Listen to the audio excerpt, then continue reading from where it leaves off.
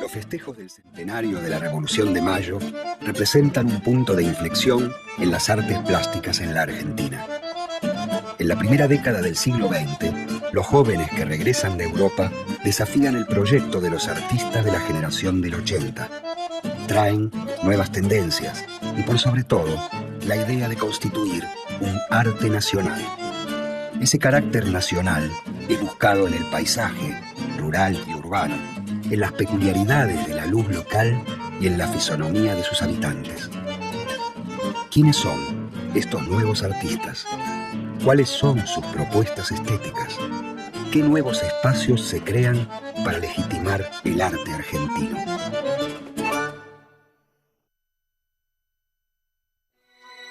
Durante los primeros años del siglo XX, entra en crisis el orden conservador que gobierna el país desde la primera presidencia de Roca en 1880.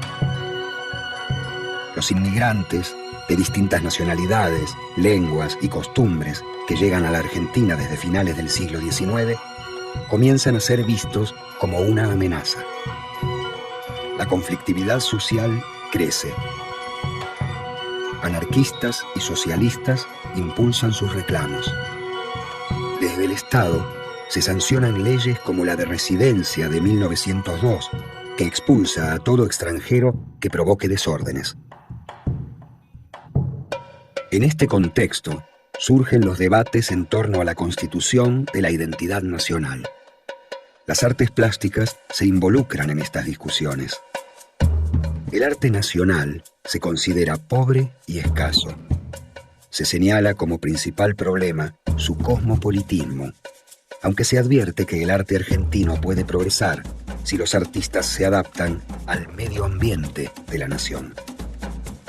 Ese medio ambiente parece darse solamente en el ámbito rural, el espacio de las tradiciones nacionales, en oposición a las constantes transformaciones de la ciudad originadas por el aluvión de inmigrantes.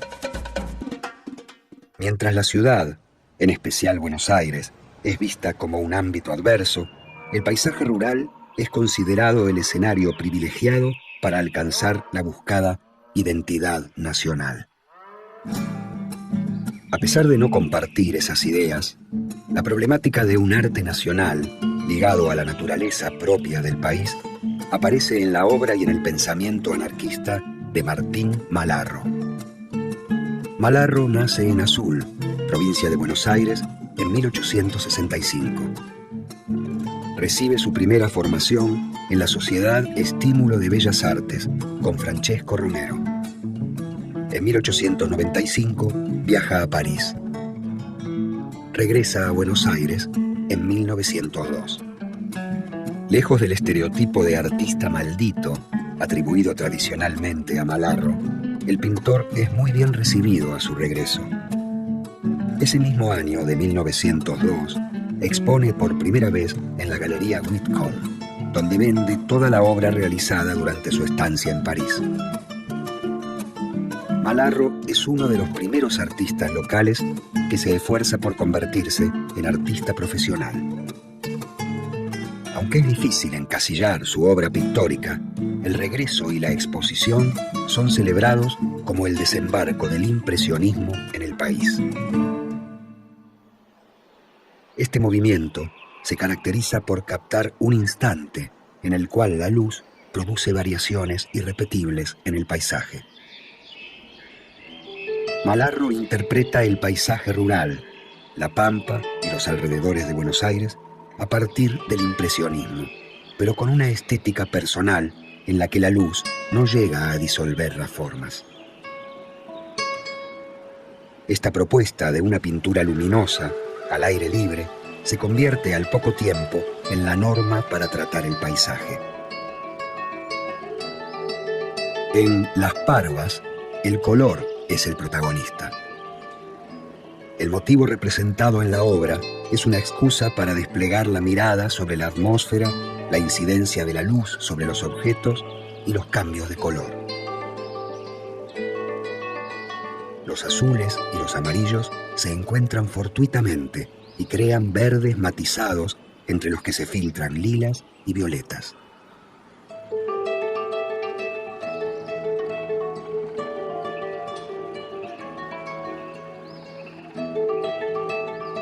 Por la empatía que establece con el paisaje, su estilo muestra también rasgos simbolistas.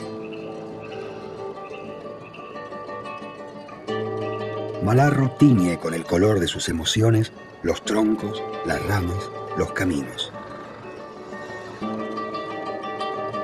En algunos de sus paisajes nocturnos, los árboles adquieren una presencia casi sobrenatural, como en la obra Mis amigos los árboles.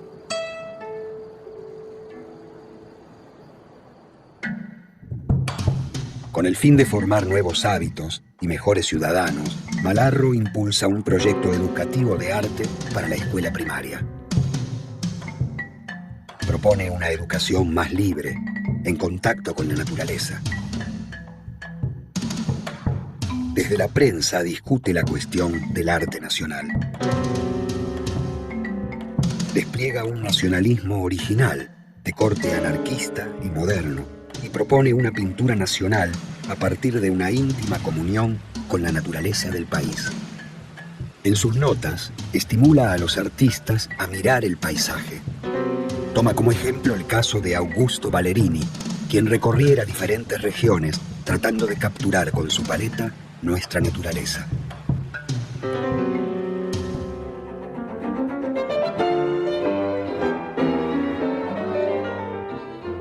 Fernando Fader nace en 1882. A diferencia de otros artistas del período, no se forma en Italia o en Francia, sino en Alemania, y vive la mayor parte de su vida en Mendoza y Córdoba, donde desarrolla su obra. En 1905, luego de su estadía en Europa, regresa al país. Expone en el mes de noviembre en el Salón Costa, con una buena recepción en la prensa. A partir de ese año, y hasta 1908, cuando se hace cargo de los negocios familiares, lleva adelante un gran número de exposiciones. Fader también teoriza acerca de la búsqueda de un alma nacional en el tratamiento del paisaje. En una conferencia de 1907, exhorta a los artistas: las raíces y vuestras fuerzas están en el cultivo de lo propio. Abrid vuestros ojos y ved vuestra patria. Con la representación de las sierras de Córdoba, Fader propone una alternativa al paisaje pampeano.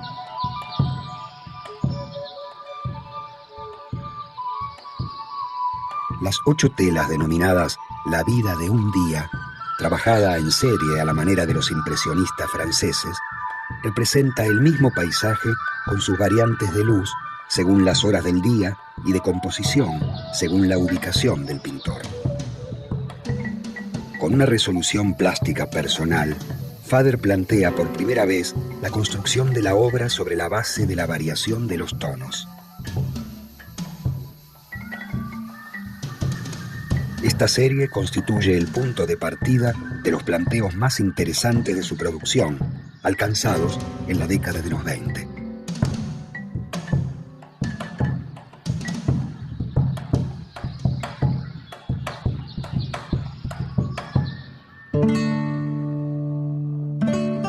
En 1915, Fader se convierte en artista de la Galería Müller.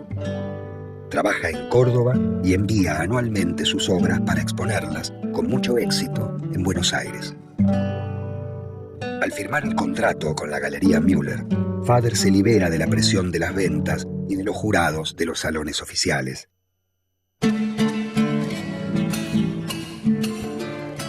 Varias de sus obras de los años 20 despliegan una nueva indagación sobre el color.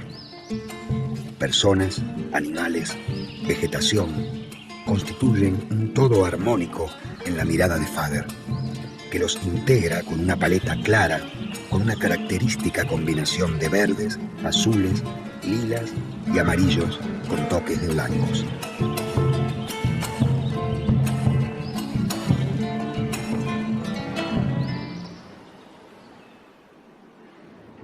En los primeros años del siglo, además de Malarro y Fader, otros artistas como Pío Colibadino, Cesáreo Bernaldo de Quirós, Carlos Ripamonte y Faustino Brughetti regresan de Europa. Traen una paleta clara, la pincelada impresionista, la mezcla óptica de los colores y la expresividad cromática en la representación de la naturaleza. Tienen la idea de dirigir los destinos artísticos del país. Buscan afianzar un nacionalismo de raíz hispano-criolla en oposición a un cosmopolitismo que empieza a percibirse como peligroso. En 1907, con el impulso de Pío Colivadino y la participación de Quirós, Ripamonte, Rossi, Lynch, Dresco, Irurtia y Fader, nace una nueva agrupación de artistas, el grupo Nexus. Al igual que los artistas de la generación anterior, estos jóvenes consideran que es imprescindible desarrollar el medio ambiente artístico en Buenos Aires. Sostienen, sin embargo, grandes diferencias con los artistas de aquella generación llamada del Ateneo. La disputa se centra en los espacios de decisión y de poder. Colivadino y sus camaradas cuestionan instituciones como el Museo, la Academia y la Comisión de Bellas Artes por carecer de una política amplia que fomente la creación artística. El grupo Nexus se propone a sí mismo como una renovación en el campo del arte.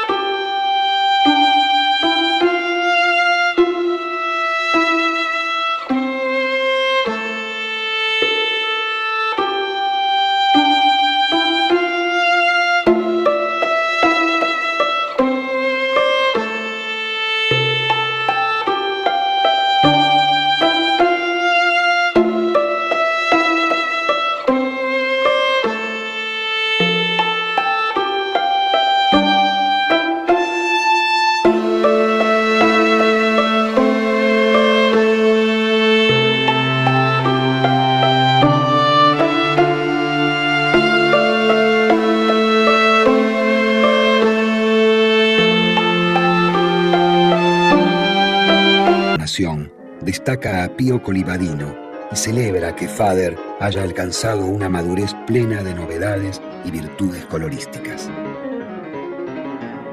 Al año siguiente, en 1908, el Nexus organiza dos exposiciones, una en blanco y negro en el Salón Whitcomb sin mayores repercusiones y la otra en el Salón Costa.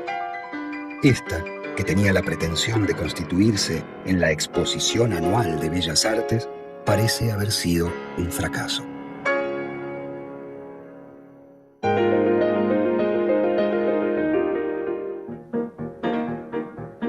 Pío Colivadino es, sin duda, el más cosmopolita de ese grupo de pintores nacionalistas. Luego de pasar varios años en Italia, es recibido como una garantía para el floreciente arte local. A diferencia del resto de los integrantes de Nexus, el fuerte de Colivadino son las escenas urbanas. Colivadino descubre con su pintura nuevas formas de belleza en el paisaje urbano de Buenos Aires. Su óleo El Farol, presentado en la primera exposición de Nexus en 1907, muestra la invención de un tema. Nadie había visto en esos barrios motivos dignos para un cuadro al óleo. Con su obra salen a la luz aquellos lugares menos cotizados de la ciudad.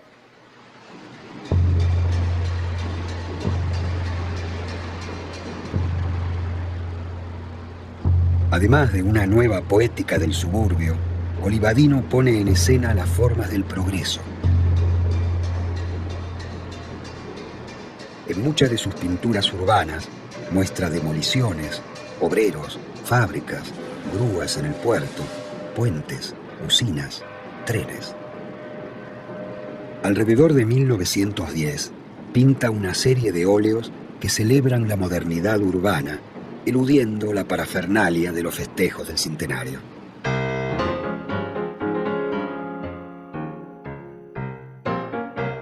En Máquinas en Movimiento, desde un punto de vista muy alto, representa la playa de maniobras con la silueta de los trenes envuelta en la niebla y el humo.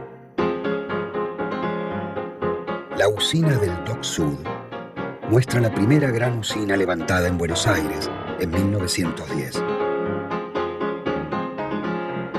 Desde una esquina del edificio se observan las 4 chimeneas.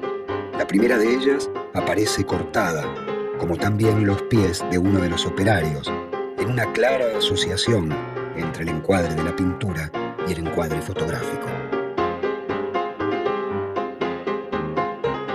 Puente Alsina representa el puente de madera inaugurado en 1910. Resaltan la magnitud de la construcción y las pequeñas figuras que lo cruzan. Las maderas que asoman del agua remiten a puentes anteriores, desbaratados por las crecidas.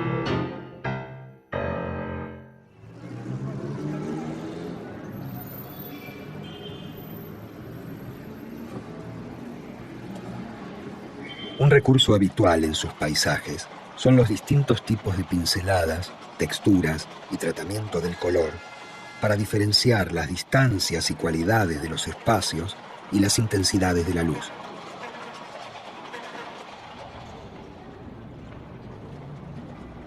Trabaja al modo de los impresionistas.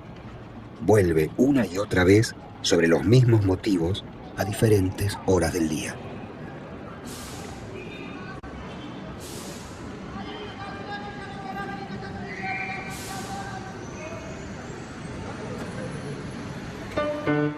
Olivadino mira los barrios del sur, La Boca, Barracas, el Dock Sud, Valentín Alsina, evitando todo tinte pintoresco.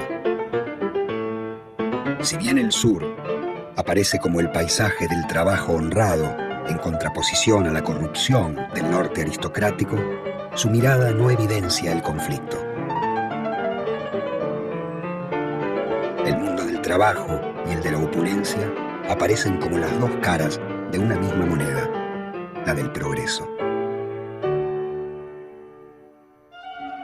Desde principios de siglo comienzan a organizarse los festejos del centenario de la Revolución de Mayo.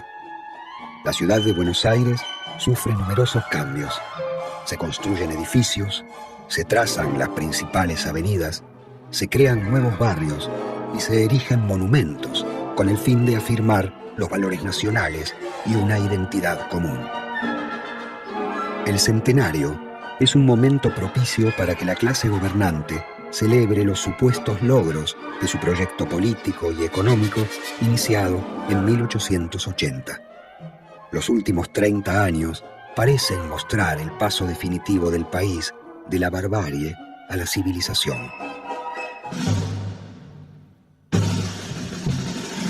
Entre los festejos se destacan 5 exposiciones internacionales dedicadas a los ferrocarriles, la industria, la agricultura, la higiene y el arte, con el fin de exhibir los frutos de esa civilización.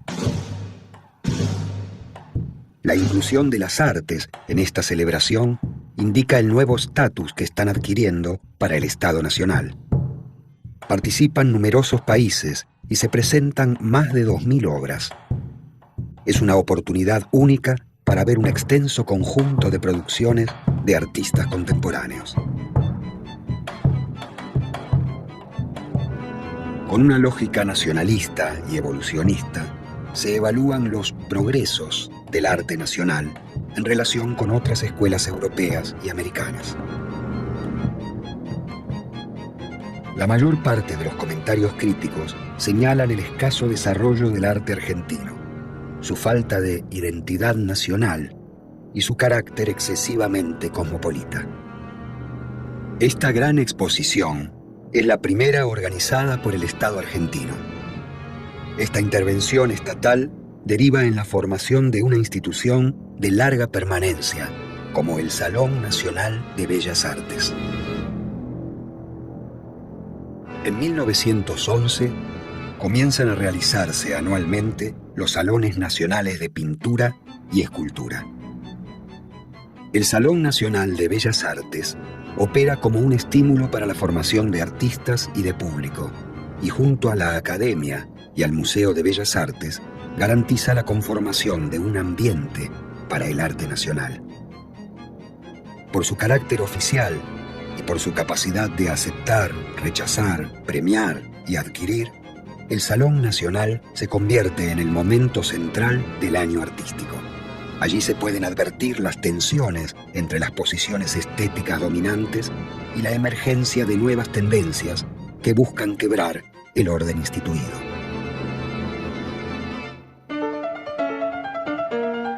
En el cuarto salón de 1914, las múltiples exclusiones dan lugar a un contrasalón. A este primer espacio alternativo se le sumará en 1918 el Salón de los Independientes.